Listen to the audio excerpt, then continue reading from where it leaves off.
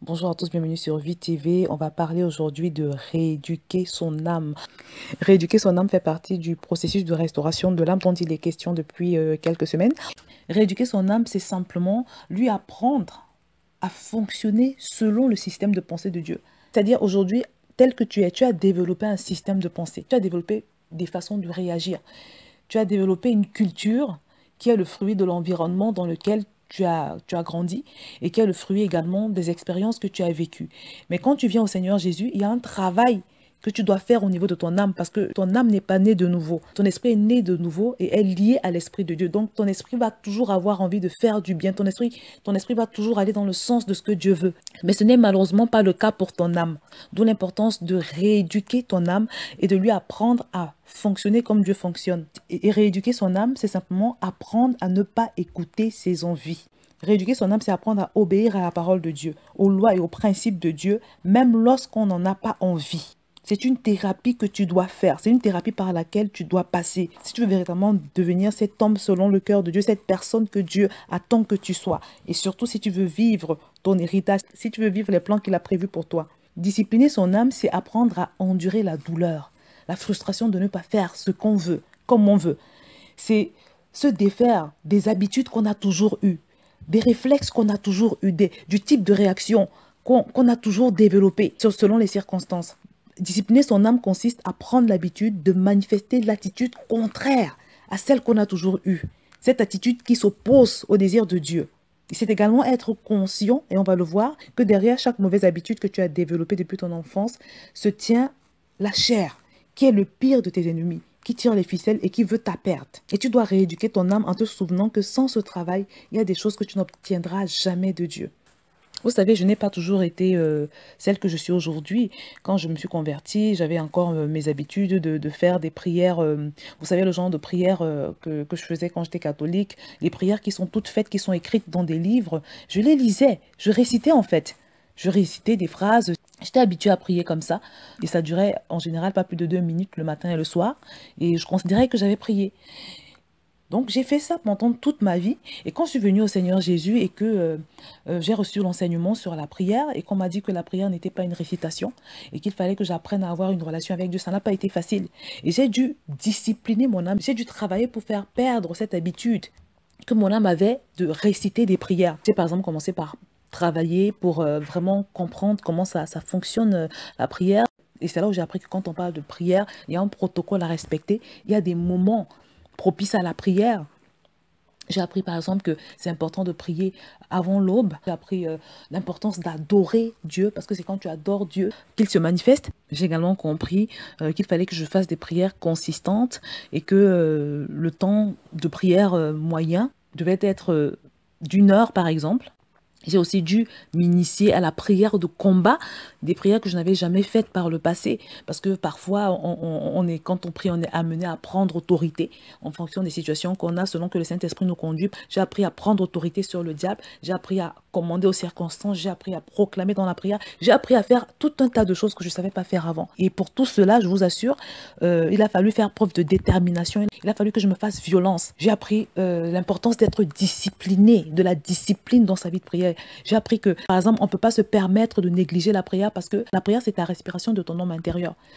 Quelqu'un qui ne prie pas ou bien quelqu'un qui ne prie pas assez est comme quelqu'un qui ne respire pas sur le plan physique, sur le plan physiologique. Donc, je suis tellement consciente de l'importance de la prière et du danger de ne pas prier que je ne m'amuse pas avec la prière. Quand il s'agit de prier ou bien quand l'heure de prier arrive, je n'écoute pas mes envies, je ne consulte pas mes envies. Je ne cherche pas à savoir si j'ai envie ou pas de prier. Mais je vais à mon poste de prière et je prie. Et je peux vous dire qu'à chaque fois qu'il y a quelque chose en moi qui veut comme résister à la prière, c'est là où je cours encore plus vite vers mon poste de prière. Parce que j'ai compris l'importance de la prière. Un autre aspect où j'ai dû également renouveler mon intelligence, je vous parle des aspects où ça a été, on va dire, le moins facile. Donc un autre aspect où j'ai eu besoin de travailler au niveau de mon âme. Ça concernait la timidité, parce que j'étais d'une timidité maladive. Je n'étais pas sociable du tout. Je n'allais pas vers les autres. J'étais très renfermée sur moi-même. C'était mon mode de fonctionnement. C'était comme ça que je fonctionnais. Et c'est une attitude que j'avais pour me protéger du mal que les autres pouvaient me faire. Donc, ça a été très difficile pour moi de parvenir à changer ça. Mais quand j'ai compris que cette attitude ne correspondait pas aux valeurs de Christ, au système de pensée de Dieu, parce que la parole de Dieu nous demande d'aimer notre prochain. L'amour, c'est la base de la foi. J'ai dû me réajuster. J'ai dû faire un travail là-dessus. Et ça a commencé par une décision et une détermination.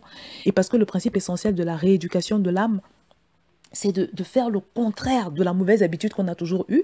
Ce que j'ai adopté comme façon de faire donc pour me guérir de cette timidité maladive, ce que je faisais, c'est qu'à chaque fin de culte, je me forçais à aller vers les autres pour leur dire bonjour, pour les saluer par exemple. Peut-être que pour toi qui m'écoutes, ça n'a l'air de rien, ça a l'air banal, mais pour quelqu'un qui est vraiment timide, qui est vraiment renfermé sur lui-même, c'est quelque chose de difficile. Donc j'ai dû faire cet effort pour pouvoir me réajuster. Au fur et à mesure que je l'ai fait, j'ai pu me débarrasser progressivement de cette timidité maladive. Aujourd'hui, je n'ai plus de soucis du tout pour aller vers les autres, pour évangéliser et pour tout le reste. J'ai également dû me réajuster à plusieurs autres niveaux en ce qui concerne ma façon de parler par exemple, parce que je savais me montrer agressive et parfois même insultante. Ça va peut-être vous étonner, je savais me montrer agressive et même insultante quand je me sentais menacée. J'ai dû changer ma façon de parler par exemple. Il y a beaucoup d'autres choses que j'ai dû travailler et que je continue d'ailleurs à travailler pour pouvoir me soumettre à la parole de Dieu, pour pouvoir obéir. Peut-être que tu as développé une habitude de commérage, depuis, à cause de l'environnement où tu as grandi, une habitude de rancune, je ne sais pas ce que ça peut être. Tu dois rééduquer ton âme, quelle que soit la mauvaise habitude. Peut-être que tu as pris l'habitude de vivre dans l'impudicité, vivre une vie libertine et tout ça. Sache que tu dois prendre l'engagement de discipliner ton âme de ce point de vue. Tu dois prendre l'engagement de la soumettre à la parole de Dieu. Et comme je l'ai dit, ça se passe en faisant le contraire de cette mauvaise pratique. Pour quelqu'un qui est rancunier, qui a l'esprit de vengeance, peut-être tu as toujours fonctionné comme ça. Quand quelqu'un te faisait du mal, tu lui rendais l'appareil. Et aujourd'hui, pour combattre cette mauvaise habitude, pour pouvoir rééduquer ton âme de ce point de vue, tu dois, par exemple, la dernière personne qui t'a offensé, si tu te rends compte qu'elle est dans un besoin quelconque, va spontanément vers elle et propose-lui ton aide. Si tu étais une personne timide et que tu es peut-être toujours une personne timide, depuis ton enfance jusqu'à aujourd'hui, à chaque fois que tu en as l'occasion, va vers les autres. Au début, c'est dur et c'est même douloureux. Mais plus tu vas le faire, plus tu vas te rendre compte que ça va devenir facile. Ça va devenir une habitude. Peut-être que tu n'as pas eu l'habitude de parler poliment aux gens. Dernièrement, je me suis retrouvée dans un train, par exemple. Il y avait un homme qui n'arrêtait pas de dire des gros mots. C'était juste impressionnant. Il y a des gens comme ça qui n'ont malheureusement pas eu beaucoup d'éducation ou à cause de leur fréquentation ou de leur style de vie, de leur environnement. Ils ne savent pas parler aux gens. Ils ont un langage qui n'est pas bon. Ça également, ça se travaille. Tu dois pouvoir rééduquer ton âme en commençant par apprendre, par exemple, les formules de politesse. Prends le temps d'apprendre les formules de politesse. Ce n'est pas de trop. Et n'hésite pas à les dire. N'hésite pas à t'entraîner. N'hésite pas à t'entraîner, à t'exercer, à parler poliment aux gens. Fais-le tout le temps, fais-le et refais-le. Tu vas voir que progressivement, ça va devenir une habitude. Et bien évidemment, quand tu fais ces efforts, c'est en priant. Tu demandes au Saint-Esprit de t'aider. Peut-être avant de te convertir, tu étais quelqu'un de radin, quelqu'un qui n'avait pas beaucoup de générosité. Et que peut-être tu es même toujours quelqu'un qui n'a pas beaucoup de générosité. Tu sais que ça ne correspond pas aux valeurs de Dieu. Commence à offrir des choses aux gens. Regarde autour de toi, ouvre tes yeux. Regarde les gens qui sont dans le besoin. Et commence à poser des actes de générosité. Tu vas voir que ça va devenir comme une deuxième nature. Tu vas voir que ça va devenir une habitude. Ça va devenir un réflexe. Pour toi qui n'as pas été habitué à renoncer à ta grâce matinée le dimanche pour te rendre au culte, peut-être c'est trop difficile pour toi. N'écoute pas ton envie. Fais-le. Règle ton réveil de façon à pouvoir te rendre au culte le dimanche matin. Lève-toi et va participer à la communion fraternelle. Va entendre la parole de Dieu qui va aussi t'aider à restaurer ton âme. Tu n'as pas été habitué à te réjouir dans l'affliction. La parole de Dieu nous demande de bénir Dieu en toutes circonstances, de lui rendre grâce pour toutes choses. Depuis ton enfance, comme la plupart des gens d'ailleurs, avant de te convertir, tu n'as pas été habitué à rendre grâce à Dieu en cas d'épreuve, en cas de mauvaise nouvelle. Fais-toi violence. Prends l'habitude de remercier le Seigneur pour tout ce qui t'arrive. même si c'est dur. Et à force d'adopter cette attitude de louange et d'adoration et même d'action de grâce dans les moments difficiles ou dans les épreuves, tu vas voir que ça va devenir une habitude, ça va devenir un réflexe. Et c'est comme ça que la paix de Dieu va remplir ton cœur. Parce que ce que tu dois savoir, c'est que quand Dieu nous donne des instructions, c'est pour notre bien. Quand tu passes par un moment difficile, c'est un secret que je te donne, et que tu te retires dans ta chambre, tu commences à adorer Dieu. Tu n'adores pas Dieu, tu ne loues pas Dieu pour ce que tu traverses, parce que tu es en train de traverser quelque chose de difficile, mais tu le loues parce que tu crois qu'il est au contrôle dans cette situation difficile. C'est-à-dire que ta louange sera de dire au Seigneur, Seigneur, je sais que c'est dur, je souffre, c'est vrai, mais je crois que tu es là, je sais que tu es là, et c'est pour ça que je te loue. Dieu aime ça, je t'assure. Et beaucoup de gens, quand ils l'ont fait, ils ont vu leur barrière tomber, ont vu leur montagne se déplacer, ils ont vu cette situation se résoudre. Donc, rééduquer son âme, c'est faire en sorte de l'habituer à obéir à la parole de Dieu. Parce que la parole de Dieu, c'est la vie pour toi. La parole de Dieu, c'est ton équilibre. C'est la santé de ton âme, en fait. La parole de Dieu, c'est le médicament de ton âme. Un des secrets pour ne pas être conduit par ses envies, mais pour se forcer à faire ce qu'on n'a pas envie de faire, c'est de se dire, par exemple, quand tu sais que c'est ton heure de prier, et il y a quelque chose en toi qui te dit que tu n'as pas envie de prier, à chaque fois que tu entends cette voix, dis-toi que c'est une voix ennemie. Dis-toi que c'est un ennemi qui te veut du mal. Dis-toi que c'est un ennemi qui veut ta peau. C'est un ennemi qui veut te détruire. Et à chaque fois que tu vas penser à ça, tu vas aller faire la chose. Tu vas te forcer à faire la chose. Parce que n'oublie pas que le diable est là pour nous empêcher de faire ce que Dieu veut qu'on fasse. Il se sert de notre chair, de nos sensations, de nos sentiments, de nos envies. Mais toi, sois déterminé. Ce que je te dis aujourd'hui est très important parce que un chrétien qui ne restaure pas son âme, un chrétien qui ne prend pas la peine de rééduquer son âme, sera un problème pour lui-même et pour son entourage. Et je ferai également une vidéo là-dessus pour expliquer les conséquences de ne pas restaurer son âme. Elles sont simplement désastreuses.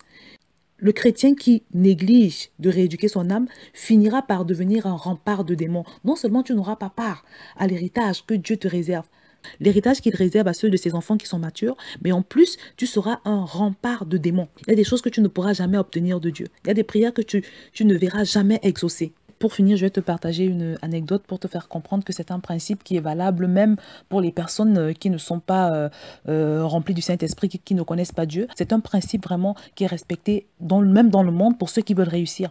Un jour, on a interrogé un écrivain professionnel, on lui a demandé, un écrivain qui avait beaucoup de succès et ses ouvrages s'arrachaient à chaque fois. Et les journalistes lui ont demandé quel était le secret de son succès. Ils ont voulu connaître le secret de son succès et ils lui ont demandé quelle était selon lui la différence entre un écrivain amateur et un écrivain professionnel. Et il a répondu qu'un écrivain amateur, c'est un écrivain qui écrit quand il en a envie. Tandis que l'écrivain professionnel n'écrit pas parce qu'il a envie. Du moins, il ne consulte pas ses envies avant d'écrire, mais il écrit parce qu'il sait qu'il doit écrire. C'est une réponse que j'ai trouvée vraiment marquante. Et la réponse qu'il a donnée au journaliste était simplement l'explication de son succès. Donc, mon frère, c'est simplement pour te dire qu'il n'y a pas de hasard dans le succès. Qu'il s'agisse d'un succès dans la profession qu'on exerce ou même du succès dans la vie spirituelle. De la même façon que le succès dans les autres aspects de la vie demande de respecter certaines règles, c'est pareil également pour avoir du succès dans sa vie spirituelle, il y a des règles à suivre. Et la rééducation de son âme fait partie des règles incontournables pour quiconque veut réussir sa vie spirituelle. Je t'invite donc à examiner chaque aspect de ta vie où tu sens que tu dois rééduquer ton âme et à faire le nécessaire et de commencer à manifester les attitudes contraires en priant et en demandant au Seigneur son aide. Parce que la parole de Dieu nous promet qu'il y a beaucoup de paix pour ceux qui aiment la loi de Dieu. Elle nous promet également que le succès et la réussite sont le salaire de ceux qui marchent selon la parole de Dieu. Je vais m'arrêter ici pour aujourd'hui et je te dis à très bientôt sur VTV.